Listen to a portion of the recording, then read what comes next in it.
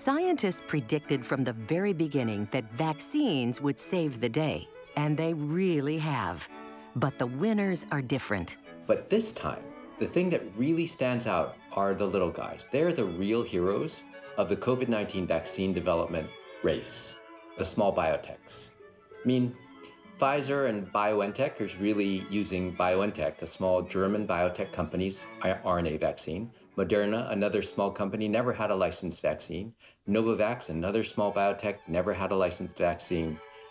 When we think about the opportunities here, small biotech companies, including the Oxford/Vaccitech group that provided AstraZeneca with its vaccine, we have the little guys challenging the blue bloods, the upstarts. And that may be the new ecosystem, but it's never been clearer than in COVID-19. COVID-19 forced biopharmaceutical companies to reassess their approach to vaccines. The traditional 5 to 10-year rollout was simply not an option. So they revisited a faster, less established candidate, messenger RNA. So we've been working on RNA vaccines for a couple of decades. And, you know, many of us have seen RNA vaccine data for HIV, for rabies, for influenza, and they haven't been that impressive. But it's taken COVID to really move vaccines forward into testing and into proof that the vaccines developed with these new technologies could actually protect against an infection. When you get injected in the arm with an RNA vaccine, molecular biologists are following a central dogma, which is that DNA, which is your genetic information, makes RNA, and RNA is used to make protein.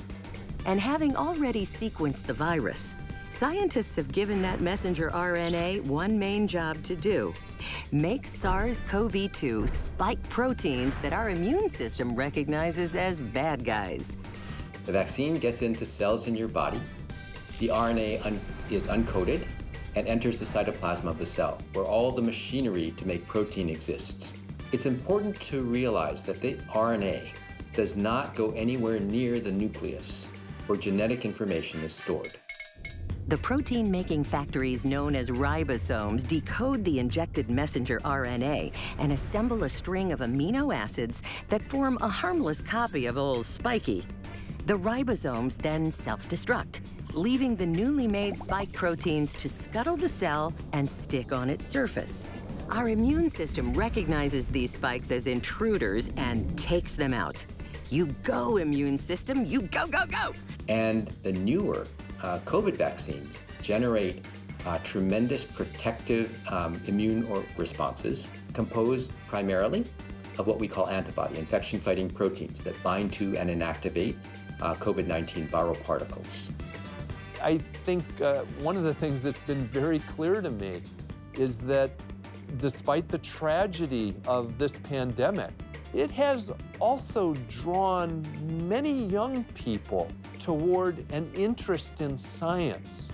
And I suspect, much like the moon landing was in my own childhood, this is going to be an event that many future scientists and physicians and vaccine manufacturers are going to point back to in their own lives and talk about the impact that had on them.